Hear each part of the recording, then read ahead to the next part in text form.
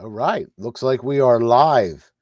Well, good evening. Good evening. It's so good to be back with our Facebook friends and family. I am here with my friend. I know he doesn't like me saying it, but come on, you earned it. Dr. Reverend Paul Bareka. Yeah. What is your doctorate degree in? Well, it's a doctor of biblical studies or pastoral ministry. Yeah. It's a doctorate of ministry. So there's kind of two different kinds of doctorate you can get. There's a little funny story behind it. One's a doctor of ministry, a D-Min, and a PhD. So in my seminary, the PhD students always called us D-Mins or demons. so yeah, so it's all about studying the word and growing and so those were great years. But Jason, my wife Kim has told me that I'm done with school. Yeah. I I was 50 years old and it seems like in school all my life, and so no, you're done now. So and Yeah. I could fully agree. Well, with what you're the position that you're in now is more of a mentoring, and so Yeah. God is using all of those degrees and all of that education to mentor other missionaries around the world. So that's Amen. a wonderful thing. So I just wanted to give everybody who had watched us a couple weeks ago when we were together. It was a little long. We were on for about 40 minutes. We were really talking about our upcoming trip to Israel, and we're going to keep our meetings short. 12 minutes at the longest, but we want to touch on some topics about Israel, and at the same time share a little bit about our upcoming trip to Israel. But one of the topics that we want to touch on, I know you've been to Israel, what, 4 times? Yes, I have. Yeah. And I've been there twice. So one of the questions is, what was your first impression when you visited Israel? Oh man. So I remember one of the first things, Jason, was we started our trip in Galilee. Yeah. And so we went to the Mediterranean Sea. We went to Caesarea on the sea, Caesarea Maritima. There's so much important archaeology there. But within that first day or so, we were at the Sea of Galilee. And probably one of the most poignant things is that as I saw the Sea of Galilee, you kind of have all these images in your mind of what it's going to be. And you and I do a lot of canoeing, right? So we've gone to Canada together. We've gone to the Algonquin Park and seen these beautiful lakes. And I got to the Sea of Galilee and it was like, hey, this reminds me of the lakes we canoe on, in the US and in Canada. And I was just struck by, I guess, the space difference between the image you have in your mind and then the, what it is in reality. So, for example, from the top of Mount Carmel, you can see Mount Tabor, and you can see the Jezreel Valley, and you can see all of these important mountains that in the Bible have stories connected to them, and they're just kind of like they're right next to each other, and you just realize how compacted all of the geography for all of these biblical stories really is. And it just helps you to put the perspective of Scripture kind of like in a 3D kind of way. That's right.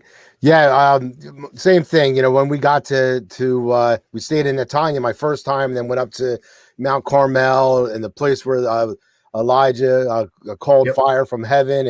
And I was just reading about the Sea of Galilee today. It's 13 miles long, 8 miles wide at its widest point. And so when you're reading it, John chapter, I believe John chapter 6, and when Jesus just performed the great miracle of feeding the 5,000, and then Jesus, the disciples went to the other side, and when you see it with your eyes, it definitely brings a whole new light. One thing that I wanted to touch on as I was reading that question today was the southern steps of the Temple Mount, going up to the Temple Mount, and those were the steps where Jesus and all the pilgrims would walk up. And Psalms 24, the 24th Psalm, and Micah chapter 2, I believe it is, and Isaiah, where it talks about, come, let us go up to the mountain of the Lord, and who can ascend into the mountain of the Lord. And I love how the steps were designed as you're walking up the southern steps, that you have to take your time, right? You have to keep your head down, and it's like a posture of humility, because as you're going up to the temple to worship the Lord, there's that posture of humility. So the what you're saying is very true. The architects, the designers there, they altered the width of each step, Yeah, so that you couldn't get like in a cadence and walk up the stairs. So it was one of those things that's just absolutely brilliant to think about, that you would have to go intentionally and slowly. The southern steps, of course, in 70 A.D. when the Romans invaded Israel. And well, of course they were there, but when they wiped out the rebellion that was going on from the Jewish zealots, they destroyed everything on the Temple Mount. They destroyed the temple, but they couldn't destroy Herod's platform that he built. And that platform, of course, is still there, and the stairs are still there. right. In 67, when Israel regained control of the city of Jerusalem and so much of the land, a land that had been desolate for 2,000 years began to be excavated, began to be uncovered. And we have so much archaeology. It's unbelievable, the archaeology that's been done in the land of Israel since 1967. And so much of this we're going to discover. Now, the Israel hike is not going to be in Jerusalem, as you know, but we're going to be in the land. And we want to tell our folks that this is a really amazing opportunity to walk through the land of Israel. That's what inspired the Israel hike. And if you're wondering about, like, how do you do that, we'd love to have our friends, or maybe you know somebody that is they're in love with the land of Israel. Maybe they've never been there, but they're an outdoors person. They love to hike. They love to walk. Go to our website, which is israelhike.com, and you'll be able to discover all of the itinerary of what we're doing, where we're going, and the cost and the registration. Hey, we already have registrations coming in, and we are limited at 30 people for the Israel hike. So, just an encouraging word to the friends that are out listening. And after our last broadcast, Jason, I had somebody contact me that somehow got a hold of this on YouTube. Didn't know you, didn't know me. Yeah. But we're super excited about these kinds of discoveries, like sitting and walking on the southern steps of the temple and walking where the land where Jesus was. It's an unbelievable experience. And this tour is so much different than your typical tour. There's so many wonderful organizations, Pilgrim Tours and Ed Hill Tours, that do these amazing trips. But this one is different, that most people don't get a chance to do. Is hiking in the Jesus Trail, hiking in the En Gedi, hiking up the Snake Trail up to Masada.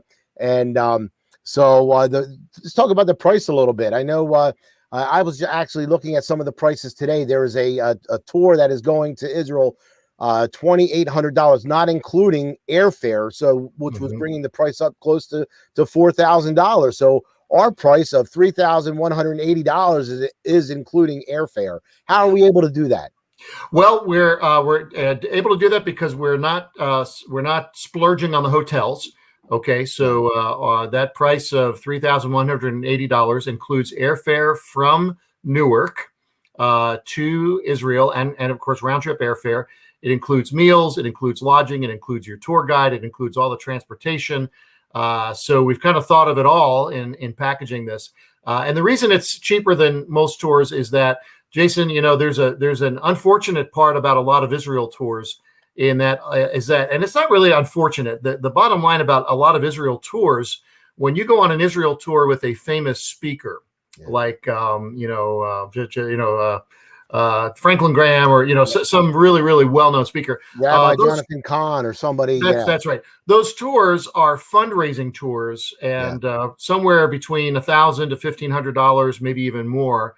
Sometimes those goes into fundraising for that ministry. Yeah. And a lot of those tours, they have musicians and singers and hostesses and a whole group, and the tour guests, obviously you pay for all of that. So this is not a fundraising tour. This is kind of just a market price tour, and we're staying in 2- and 3-star youth hostels. So be thinking dormitory rather than the Hyatt Regency, okay? Right. But listen, we're hiking. We're going to have a clean, a warm bed, or a clean bed and a warm shower every night, a full breakfast, a full dinner, a light lunch on the way, and all that with airfare for just a little over $3,000. It's probably one of the best bargains. That's right. Next year visiting the land of Israel. That's right. Awesome. Well, I want to shift back. We're going to give little teasers here. I know we talked a little bit about Israel and the Temple Mount, the southern steps, which leads me to the next question. Who was first on the Temple Mount? Was it the Dome of the Rock or the Temple Mount? Was it the Jews or was it Muslims? Well, one of the reasons that the Muslim religious leaders try to disrupt Jewish archaeological excavations is that every time the Jewish archaeologists put their shovel in the ground, they discover more evidence of the of Jewish people in the land of Israel, not just in the time of King David, but even before the time of King David. There have been rings and signets and different parts of building materials that have been found under the Temple Mount that have Davidic and Solomon era seals. And so we know without any question, there is absolutely zero question from not only from the Bible, but from archaeology that is existing today, that the biblical story of Israel on the Temple Mount in the Davidic period, right about 1000 BC, there is no question that Israel had worship. They had not only the first temple of the first temple of Solomon, but also the second temple. There's evidence of those constructions, of those elements there. The Jews had worship on the temple. And let's not forget, Islam wasn't even a thought until 700 AD, 1700 years later. Yeah. So we're talking about the city of David, which was uncovered a few years ago, which is an amazing place. That you're talking 1,500 years before Christ, 2,000 years before Christ, that there's evidence that they're the Jewish people, that God had given the land of Israel to the Jewish people. That's right. We're running out of time, but we could talk all night talking about these great things. Is Israel an apartheid state, an apartheid government? I was looking at some of the statistics. Israel has a new prime minister right now, Naftali Bennett, which we need to pray for him in the new government. But what are your thoughts on that? Well, there is a tremendous academic movement in the U.S., and it's really all tied together, Jason. All of the disruption, all of the animosity, all of the tension, all of the cultural decay that's going on in the U.S., really throughout the Western world, is a result of men and women who are fighting against God. When people begin to deny things like the gender with which they're born, like the natural relationship between men and women, and the reason for the reason and existence of the family, law and order, all of these things. This isn't about politics. These things are about God, and that mindset, that academic mindset that is opposed to God, is also opposed to the Jewish people because they are the people of God. And so the idea today if you go to a secular university, and unfortunately even some liberal Christian universities, you're going to hear that Israel is an apartheid state, that they are the oppressor. If you turn on the news, even as Hamas is bombing Israel, there's just this negative tone against Israel, even defending itself. Yeah. And this, Jason, as you know, this is really a spiritual battle. Right. As God's people, if we believe the word of God, we have no alternative but to love the Jewish people. They are the chosen people of God. They will be one day part of his kingdom again. That's right. And so, and even the secular state of Israel today, that's made up of Jewish people. And I think we need to support not everything they do. They make mistakes, just like the United States of America does. But Israel's a very diverse. It's not an apartheid state. That's right. Jason, maybe you can talk a little bit about some of that diversity with Arabs that are involved in Israel. That's right. I seen within the new government from Naftali Bennett, there's people that are from the LGBT community that are serving in there, the Druze population, Arabs. I'm not sure if there's any Messianic believers, but these numbers that as of July 2020, the state of Israel has 9 million, roughly 300,000 population. 75% are Jews of all background, averaging 6,800,000. 21% are Arabs, some from no religion or Muslim, and then 5% are others, most likely Christians and maybe no faith atheists. But as of 2018, there's roughly 20,000 Messianic Jews. So there's no other country in the Middle East that can boast these numbers. So it's absolutely absurd to think that Israel is an apartheid state, and that you can be Christian, Muslim, or Jewish background, religion, and worship your God in there with no form of retribution or persecution. That's amazing. That really is. That's that really amazing. Is. Well, listen, for the people, I see we got some people listening. As you can tell, Paul and Jason could talk about the Bible and archaeology and Israel all day long. Jason, our guests are going to be tired of us. We're going to be like silly schoolgirls, when we get there, just excited and talking. And I guess, that's the excitement about a trip to Israel. That's right.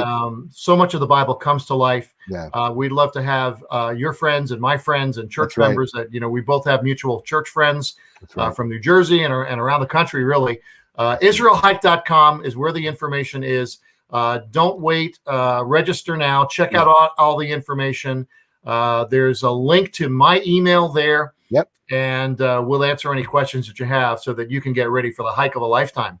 That's right. You can go right to that IsraelHike.com, click on register. That's going to bring you to Pilgrim Tours website that has the registration form, all the other information. If you hit the contact, that'll, like Paul says, it'll go directly to him. He can answer any questions, and you can see our bios here as well in the itinerary. We'd love for you to join us. It's going to be an awesome time walking the Jesus Trail, reading the Gospels, and just having fellowship. And you know what? I can't wait. I don't know if anybody's been watching The Chosen, but tonight is the new episode is coming out tonight, and I believe that's one of the closest biblical accounts. Where you're seeing the disciples and Jesus walking along the path. We're going to actually be in the Holy Land walking the Jesus Trail. Join us. We want this to be a great trip, and we need you to be a part of it. So stay tuned. We're going to do this probably every week or so. Yep. And we have some other questions, some other topics that we're going to get to. If you have any topics that you want to us to talk about, go ahead and send them to us in our messages, and we'll do that. All right. Well, it's a blessing talking with you, and send my regards to your wife, and looking forward to seeing you again next week. Thanks, Jason. We'll talk again. God bless. All right. Shalom.